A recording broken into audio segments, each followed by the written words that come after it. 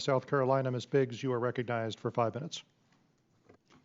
Thank you, Chairman Obernolte, and thank you. I'm grateful to have a fellow South Carolinian here today, Director Kratsios, for coming and testifying.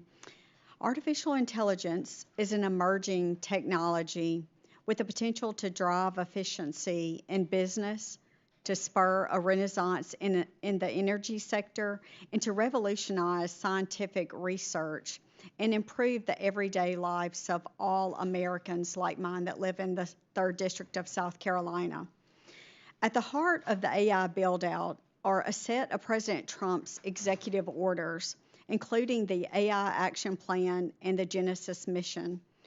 It is critical that we get the AI build-out right to ensure American technological and scientific dominance for our future generations. We are not competing alone. Adversarial nations like China are racing the United States to complete a full deployment of AI, and whoever wins this will dominate the global market. One aspect of this race is Openweight AI. Openweight AI are AI whose training parameters are public knowledge.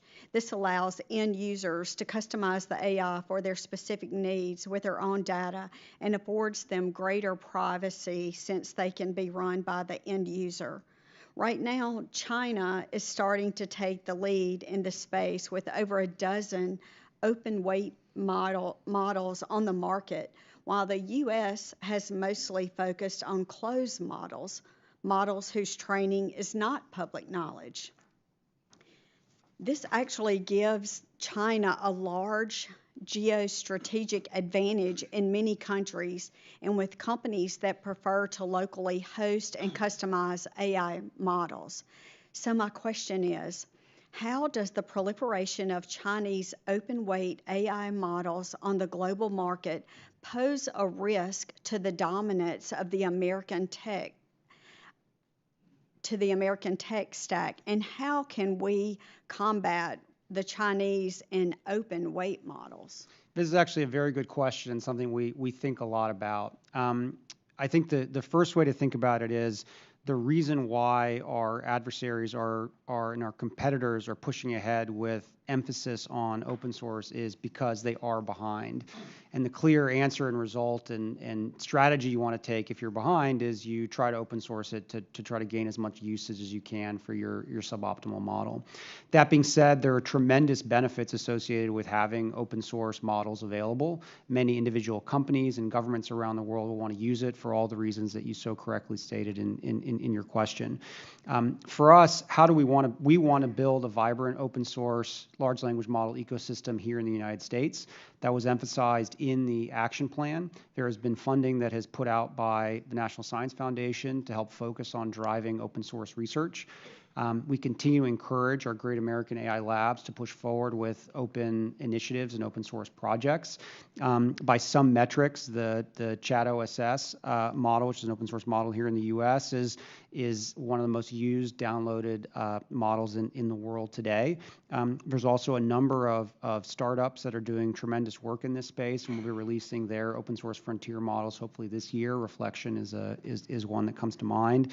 So we as a government want to kind of encourage a competitive ecosystem that can allow these open source models to succeed. And as we build out our AI export program, it will not surprise me if a lot of the target countries that we're trying to target with our AI stack are interested in open source. We want to have a viable American option. Thank you so much. Quickly, I'll try to get my second question in. The United States must also balance global exports with security. We cannot allow our adversaries to use our tech in order to displace us as the global leader. So the AI Action Plan tasked the Department of Commerce with exploring location verification technologies to prevent our best chips from being used by adversaries. What are some examples of this, and how can agencies and Congress support this mission? I think generally we want to create an export control environment that protects the sort of crown jewel technologies that drive AI development from getting in the hands of our competitors. It's something that Secretary Lutnick and the President and the administration have been very clear about. So the top-end NVIDIA chips, for example, continue to be export controlled, and it's something that we're going to continue to track very closely. Thank you. And my time has expired, so I yield back. The gentleman yields back. We'll hear next from the gentlewoman